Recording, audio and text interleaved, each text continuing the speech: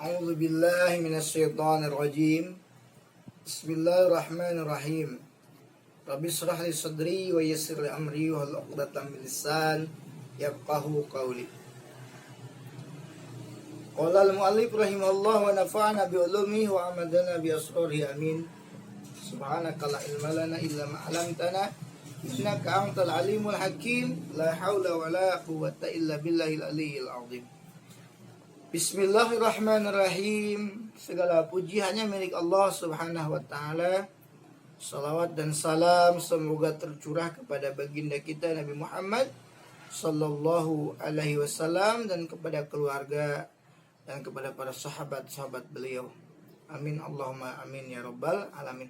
Nah, teman-teman semua dimanapun Anda berada, seperti biasa kita melanjutkan kajian kita tentang wasiatnya Nabi Shallallahu Alaihi Wasallam kepada Sayyidina Ali bin Abi Thalib. Insyaallah 30 menit ke depan kita akan mengkaji tentang ini.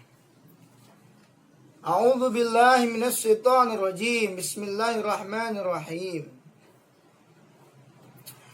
Ya Aliyu, idza ghadaballahu ala ahadin wazaqahu malan haraman faida istadda ghadabuhu alaihi wakala bihi syaitanan. Hai Ali, kata baginda Nabi SAW, idza ghadaballahu ala ahadin, jadi apabila Allah Subhanahu wa ta'ala murka kepada seseorang, razaqahu malan haraman, maka Allah Subhanahu wa taala akan memberikan rezeki kepada orang itu dengan harta yang haram. Fa idza istadda ghadabu alaihi, lalu apabila bertambah hebat murkanya Allah Subhanahu wa taala kepadanya, wakala bihi syaitanan, maka Allah Subhanahu wa ta'ala menguasakan diri orang itu kepada syaitan. Yubarikalahu fi, setan memberi keberkahan pada orang itu. Wa yushibuhu, dalam harta yang haram itu, dan setan menjadi kawan orang itu. Wa yusghiluhu bidunya aniddin, dan setan itu membuat sibuk orang itu dengan keduniawiannya, yakni maksudnya adalah menjauh dari agama. Wa yusayyilu lahu umura dunyahu, dan setan itu selalu mempermudah bagi orang itu segala urusan duniawinya. Wa yaqulu Allahu ghafurur rahim, dan setan akan mengatakan Allah adalah zat yang maha pengampun lagi maha penyayang. Nah, teman-teman semua di sini, jadi di mana Allah Subhanahu wa taala benci, ya, marah, benci kepada seseorang, maka Allah Subhanahu wa ta'ala itu akan memberikan rizki kepada orang tersebut dari jalan yang haram. Hati-hati. Faida istadda ghadabu alaihi, ketika kebencian Allah ini semakin menggebu-gebu, ya, makin bertambah dahsyat kebencian Allah kepada orang itu, wakala bihi syaitanan, jadi Allah menguasakan diri orang itu kepada setan. Urus aja sama setan gitu ya. Jadi urus sama setan. Artinya, jadi Allah Subhanahu wa ta'ala menguasakan diri orang itu kepada setan. Artinya bahwa orang tersebut itu dari sisi kehidupannya adalah itu tadi dikuasai oleh setan. Setan memberi keberkahan kepada orang itu, seolah-olah berkah usahanya, ya. Jadi seolah-olah usahanya itu berkah gitu. Berkah usahanya.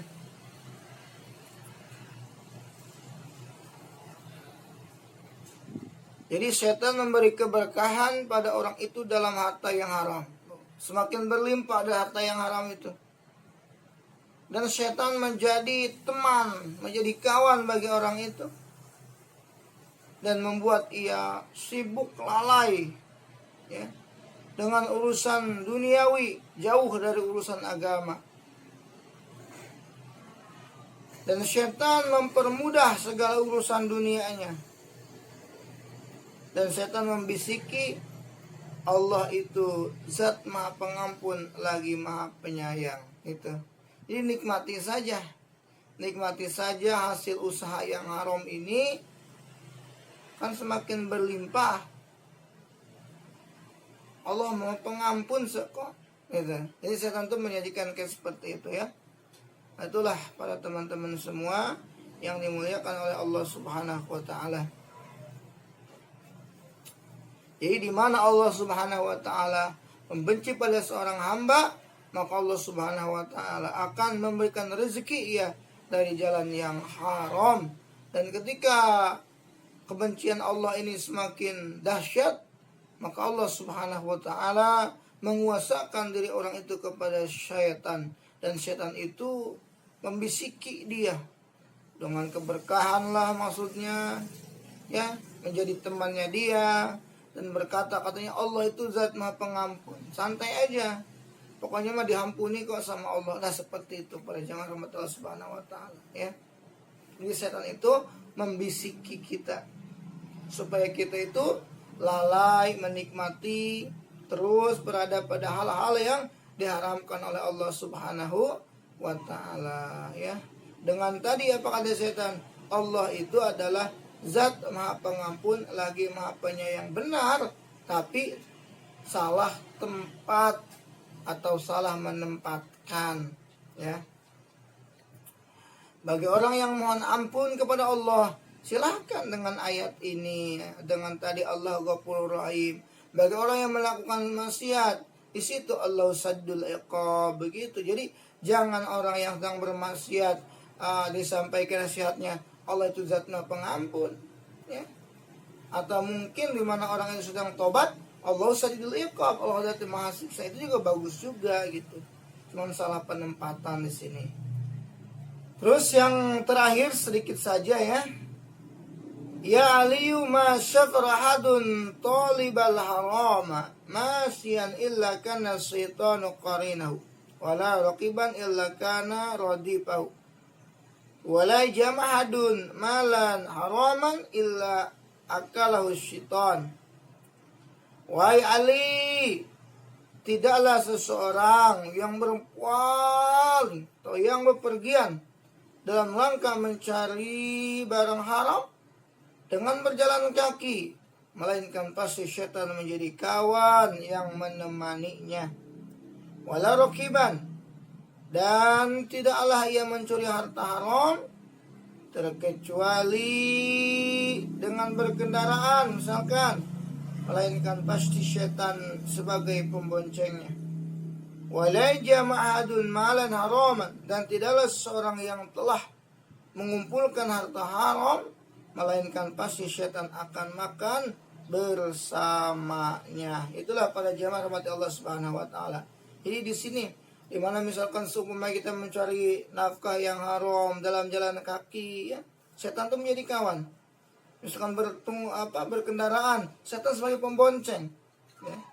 Atau misalkan kita kumpulkan harta itu, maka setan pun ikut menikmati ya dari barang yang haram tersebut. Nah, teman-teman rahmat Allah Subhanahu wa taala, jadi kesimpulannya adalah di sini, satu, jauhilah hal-hal yang diharamkan oleh Allah Subhanahu wa taala, karena hal-hal yang diharamkan oleh Allah Subhanahu wa taala itu pengaruhnya amat dahsyat sekali. Ya. Apik waro, berhati-hati dalam apa yang kita makan, berhati-hati apa dalam yang kita gunakan. Guna untuk taat kita kepada Allah Subhanahu wa taala, supaya ibadah kita ini diterima oleh Allah Subhanahu wa taala.